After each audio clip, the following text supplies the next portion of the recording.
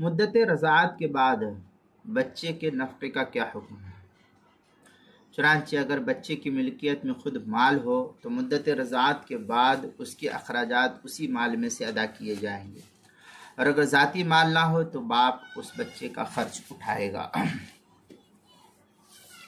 چنانچہ فتاوی ہند کے اندر ہے وَنَفَقَةُ الصَّبِيِّ بَعْدَ الْفِطَامِ إِذَا كَانَ لَهُ مَالُهُ فِي مَالِهِ۔ اس طریقے کی عبارت جو ہے فتاوی ہندیہ کتاب الطلاق جلد نمبر 1 صفحہ نمبر 562 پر اس کو نقل کیا ہے، جو زکریا بک ڈپو دیوبند کا پرانا چھپا ہوا نسخہ اس کے اندر۔ البحر الرائق میں ہے وبعد الفطام یفرض للقاضی نفقۃ الصغیر علی طاقۃ الاب وفی المجتبی واذا کان للصبی مال فمؤونۃ الرضاع ونفقۃ بعد الفطام فی مال الصغیر۔